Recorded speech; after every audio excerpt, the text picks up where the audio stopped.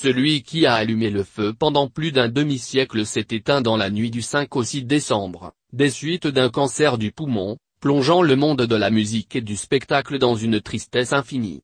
Un chagrin que partage également Gérald Dahan, l'un de ses plus fidèles imitateurs.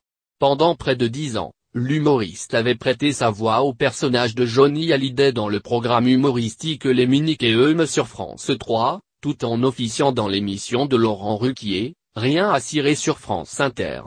Interrogé sur celui qui faisait partie de son quotidien, Gérald Dahan avoue s'être penché sur le taulier dès son plus jeune âge. J'ai toujours imité Johnny Hallyday, et ce, depuis plus de 20 ans. Il avait beaucoup d'autodérision et d'humour. Gérald Dahan se souvient d'un jeune bad boy, d'une idole rebelle, je l'ai rencontré à de nombreuses reprises.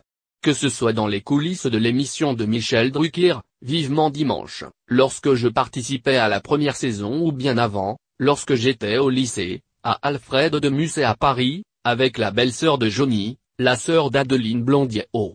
Il débarquait sans arrêt, en bécane et sans casque.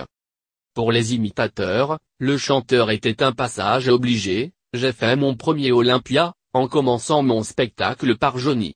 Je suis rentré sur scène à moto, c'était une Harley. Commencer son spectacle par une imitation de Johnny, sur une de ses chansons les plus difficiles à chanter, c'est tout de suite plus impressionnant et spectaculaire. Mais parce que c'était Johnny et parce que c'était une bête de scène. C'est une imitation qui restera dans ma mémoire. Un timbre de voix particulier, que très peu peuvent se vanter de maîtriser. L'imitation de Johnny est la voix la plus difficile à faire en chantant. C'est d'ailleurs pour cela, que j'ai toujours préféré la faire en chantant qu'en parlant comme beaucoup de ses caricatures.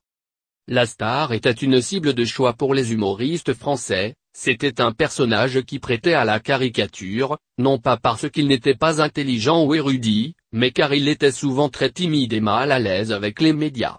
Mais la mort de l'artiste n'empêchera pas les comiques de continuer à lui rendre hommage à travers leurs imitations. La caricature a toujours existé et existera toujours et Johnny lui-même en rigolait.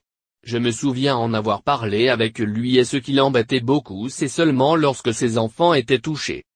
Ce samedi 8 décembre, un hommage populaire a été organisé sur les Champs-Élysées. À 12 h, le convoi funéraire, suivi par plus de 700 biqueurs, a descendu l'avenue parisienne puis s'est rendu à l'église de la Madeleine où une messe a été célébrée.